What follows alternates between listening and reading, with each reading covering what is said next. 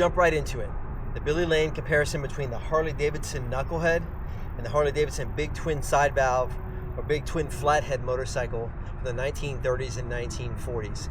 Head-to-head competition. The remarkable thing about both these motorcycles is they're virtually identical. There's a few changes, but as far as the majority of the parts, the Flathead and the Knucklehead are almost the identical motorcycle. The big difference is they changed the gas tanks, they changed the exhaust pipes, and obviously they changed the engine. But besides those three changes, these two motorcycles are virtually identical to each other. The oil tank from one bike is the same as the oil tank from the other bike. The fenders are the same. The seats are the same, the handlebars, the brakes. The earlier model Flathead and Knucklehead motorcycles had an 18-inch wheel, which is what is on the 37 here. And then later on in the 1940s, they switched to a 16-inch wheel, which is on the Flathead here. So that changes the way they ride a little bit, the difference between the 16 and the 18. There's also a little bit of difference in the rake and the necks from these bikes. But besides those few minor changes, everything's virtually the same. So the comparison is really gonna be more about the engine and how the engine performs, and also of course value, because the value is significantly different between the Knucklehead and the Flathead. So let's dive into it. Obviously the most significant difference between these two motorcycles is the engine. The gas tanks are only different because the Knucklehead gas tank is flat along the bottom here to provide space for the Knucklehead engine, which is taller than the Flathead.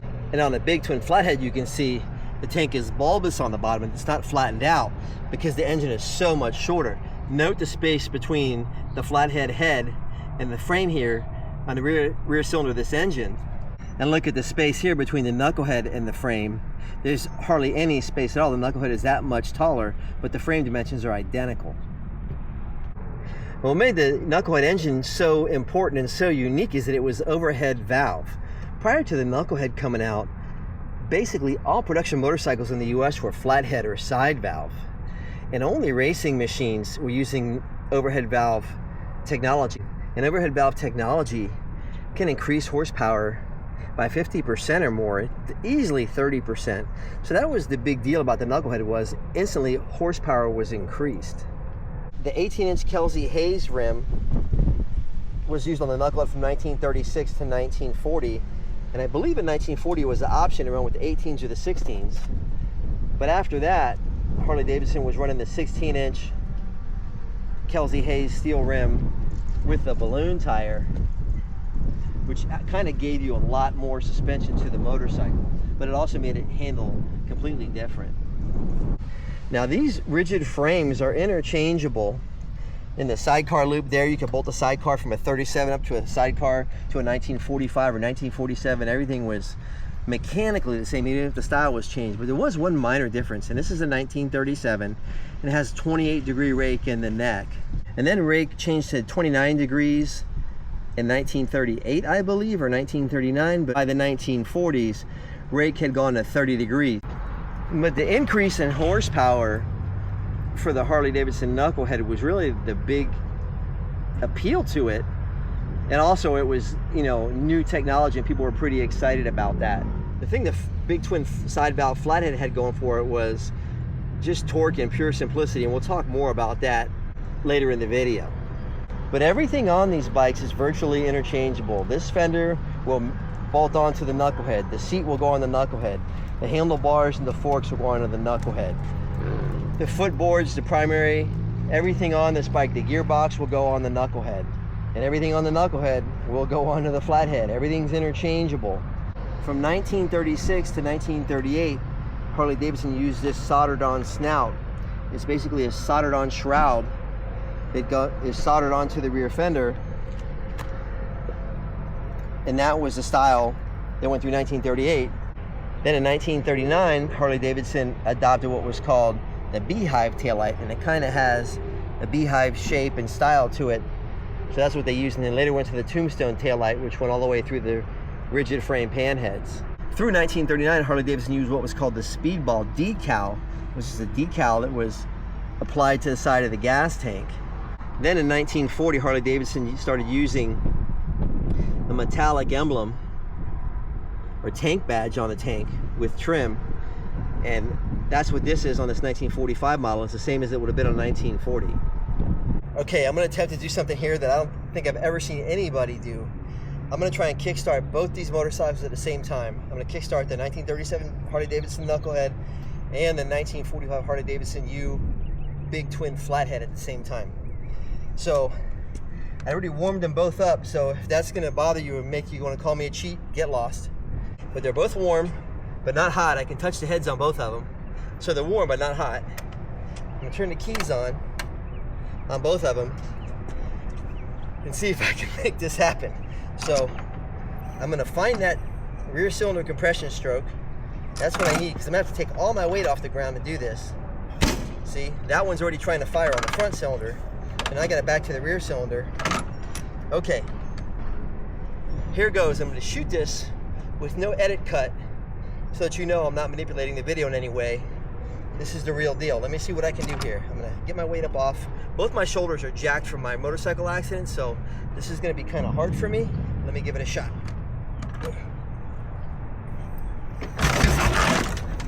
All right, there's try number one. Oof, that hurt. That hurt. I got my 2 spots set up.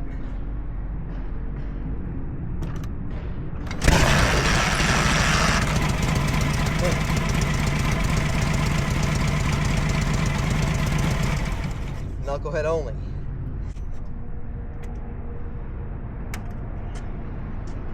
All right.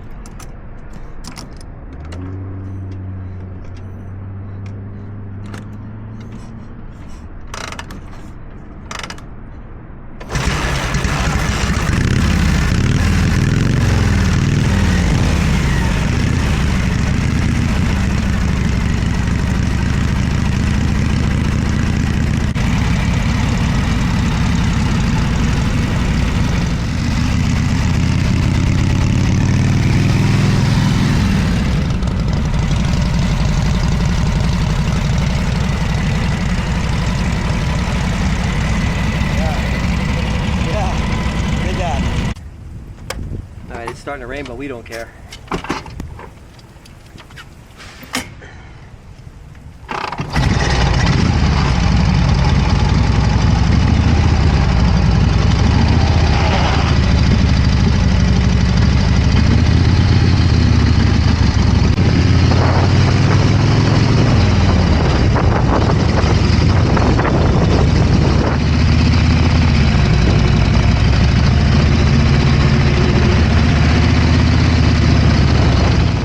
Harley-Davidson made 33,129 of the U-Series from 1937 to 1948.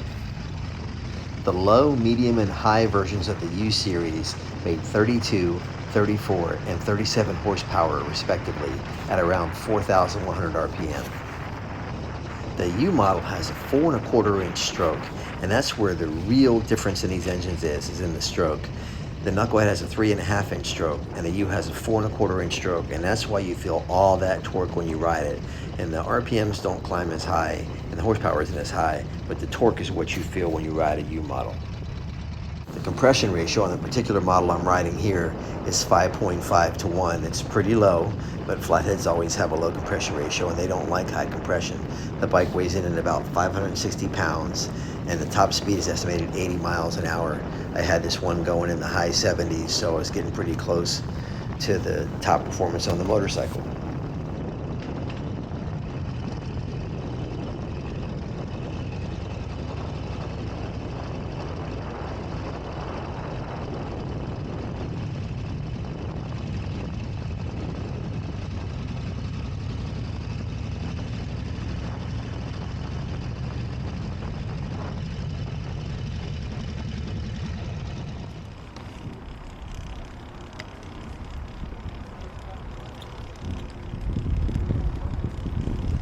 Here, we'll do a little downhill bump start on this thing. I'm rolling down a hill. It's not very steep right now, but it's getting ready to get steep.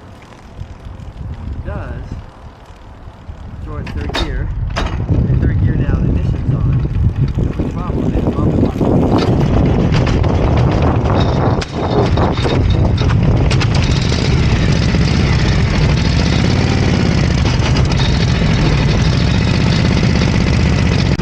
Harley-Davidson made 37,559 Knuckleheads from 1936 to 1947. 61 cubic inch Knucklehead made 40 horsepower at 4,800 RPM. So it's, 5 to 7 more horsepower than the U model and about 700 higher RPM.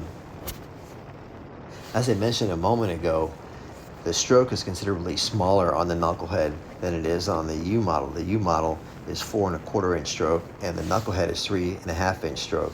And that's the difference in the torque and the horsepower and the RPM. You're going to get higher RPM, higher horsepower and less torque with the Knucklehead, but you have all that stroke in the U model. And that's the big difference you notice when you ride these two bikes, is the torque just isn't there in the Knucklehead like it is in the U model, but the horsepower is. Compression is 1.5 points higher in the Knucklehead than it is in the Flathead at 7:1. The Flathead is 5.5 to 1. So that jump in compression is one of the big reasons you're getting more horsepower out of this. They also run hotter because of it. The Knucklehead weighs in at a couple more pounds than the U model at 562 pounds. And that's mainly due to the fact that the Knucklehead has more moving parts to it and the engine is taller. The cylinders on the Flathead are huge and very heavy, but the Knucklehead is a taller engine and it has so many more moving parts that make it more complicated, but also adds a little bit more weight to the motorcycle, only by a couple of pounds. The top speed on the Knucklehead is claimed to be 95 miles an hour. I had the speedometer on this one saying I was going 98. I don't know how accurate that speedometer is, but I can tell you what, at that kind of speed, it's pretty crazy to hang on to this thing. If engine sounds like it's going to come apart, the tires are all over the road. I mean, it's no fun riding it at that kind of speed. And that's why I think the Flathead is a better cruiser, because the RPMs are way lower. It just seems a lot smoother when you wind up a V-twin engine like this, especially something this old. It really sounds like the end of the world is going on inside that engine. So I don't recommend trying to figure out what top speed is on your Knucklehead.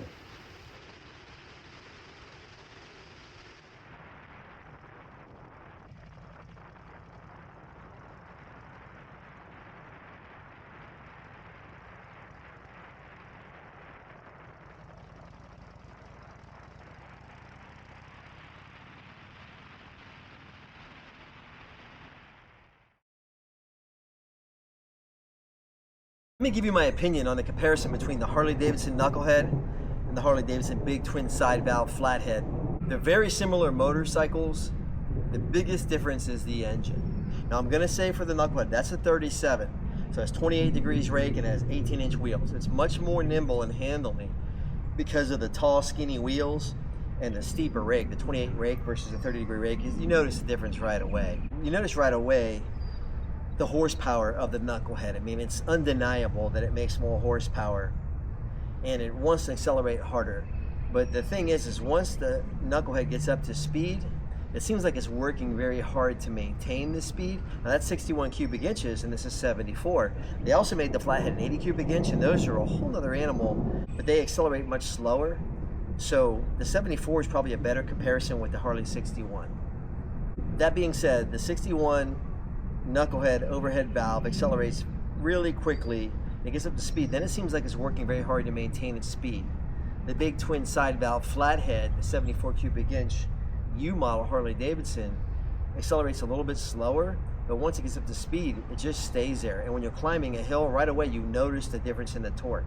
Climbing a hill, the torque is there right away. It pulls up the hill. You don't really have to downshift. But the torque is there and you really notice it, and that's, I think, the biggest thing you notice for these. For cruising on the highway, this is the one you want. For putting around town, the Knucklehead's definitely superior. Maintenance wise, both bikes, the chassis maintenance is the same. I mean, if you have to adjust the rear chain tension, as soon as you do that, you have to adjust the primary tension. You have to go back and adjust the rear chain tension again. Then you have to adjust the shifter and the brake levers, and both of those are as much work between the Flathead and the Knucklehead. One or the other, they're the same. The front brakes are the same. All the lighting, the charging system, everything else is identical between these two bikes. It's amazing how Harley-Davidson was able to make two models out of basically one by changing the engine, the pipes, and the tanks. Fuel mileage wise, this one's getting about 45 miles to the gallon. The Knucklehead's getting about 41 miles to the gallon. And I attribute that to the torque in the flywheels. You know, I'm riding country roads out here mostly, and on the country roads, the Flathead is the way to go. It just purrs down the highway. The Knucklehead, as soon as you get going up a hill, you have to either downshift or really rev it when you see the hill coming to get it to maintain speed up the hill, and I think that's why you're using more fuel there. Value-wise, there's zero comparison. This motorcycle's original paint, and it's probably worth in the $60,000 to $70,000 range. A bike like this is very hard to find. It's so original. The original paint tins, I mean, just, you know, especially it's 1945. They made very few civilian models in 1945 because of World War II. So this is a very rare bike. It's worth $60,000 to $70,000. Mike Wolfe's 1937 Knucklehead is worth twice that. It's worth $120,000 to $140,000 without original paint. If Mike's 1937 was original paint, think closer to $200,000 because the paint's only original once. That's something I learned from Mike. It's only original once. Both bikes are very original, but the paint on this one really makes it a very special machine. So value-wise, the Knucklehead engine in a 37 is worth $15,000 to $20,000 more than the Flathead engine in this bike. But you put it in the motorcycle, and the bike's worth double the money. And that's kind of the crazy thing that's happening in the Knucklehead market. I don't understand it. I've never been into bikes really for their value. I've always appreciated them for their intrinsic value, for what they are, for what they represent, for how they make me feel, for how they make other people feel. And I've just always liked older stuff over newer stuff. That being said, compared to newer motorcycles, let's talk about the performance of these motorcycles. The braking stinks, the handling isn't so great, the gearbox is clunky, the clutch is cumbersome, the shifting is cumbersome, throttle response is slow. The lighting's awful. Both have 6-volt systems. The good thing about a 6-volt system is they don't die on you. You can't kill a 6-volt charging system, so that's the great thing about them, but the lighting stinks. Both bikes will vibrate you, and that's one of the things I love about them, is that they have that soul, they have that old Harley-Davidson V-twin thump soul that you just can't get anywhere else. So this is the point where I got to make a decision between the two bikes. It's very hard to do. I'm gonna tell you, if money wasn't a factor and I had to choose between one of these two motorcycles, because I think the money is the one thing that is so significantly different that you've got to pull it out. It's an outlier, so you got to pull it out to make it a fair comparison. Because if you compare money, the Knucklehead wins all day, every day. But if you pull the money out and factor in everything that I've discussed with you and everything I've noticed riding them, there's a couple things to consider. The Knucklehead is so beautiful. It's one of the most beautiful engines in my mind ever built. Along with the Cyclone engines of the early teens out of Minnesota, and the Crocker Hemi head engine from Los Angeles from the 1930s. The Knucklehead is one of the most beautiful engines ever built. The Flathead engine is super steampunk. And I love that about it, but it's not pretty. And it does not appeal to my eye the way the Harley-Davidson Knucklehead does. So to me, the Knucklehead wins hands down in the looks department, just based on the engine. But if you take money out, including how good the Knucklehead looks, I would choose the Harley-Davidson Big Twin Flathead. This would be my choice.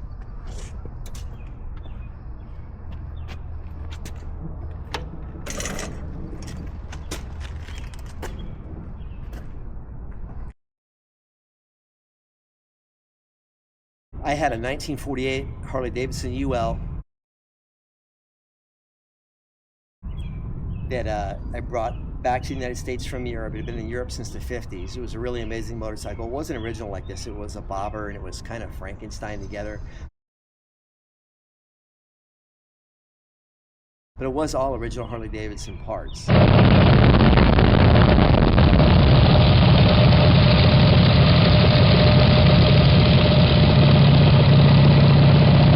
But I rode that motorcycle a lot, and that may be weighing in on my decision, I don't know.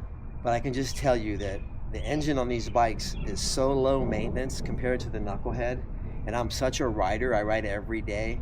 I think that is a huge factor in my decision, and I'm basing it on the fact that I want to ride and not just look at it and tell you how valuable it is and how rare it is and how cool it is. I want to ride it and enjoy it and experience it. Just me and the motorcycle. That the Flathead, just hands down, is my choice. The engine's so simple, they run so strong. You're not going to go fast, but you're going to look really cool going slow. And top speed definitely is higher on the Knucklehead than on the Flathead. I had that Knucklehead going 95 miles an hour. This thing was having a very hard time pushing 70. And those are things you can change, with the cams and with changing the sprockets and things. But as far as how they come from the factory, this bike has a very hard time going 70 miles an hour. But going 60 to 70, it just cruises easy. Pushing beyond 70 is a lot of work for it. It can't flow. I think the low maintenance and the simplicity of the Flathead is why I make the choice. Let me know what you think in the comments below. Thanks for watching. All right, now that I've given you the comparison between the Knucklehead and the Flathead, I want you to look forward to 2 upcoming videos. One is the Knucklehead versus the Harley-Davidson Panhead, and the other is going to be the Knucklehead versus the Crocker overhead valve twin from 1936 to 1941. You're not going to want to miss that one.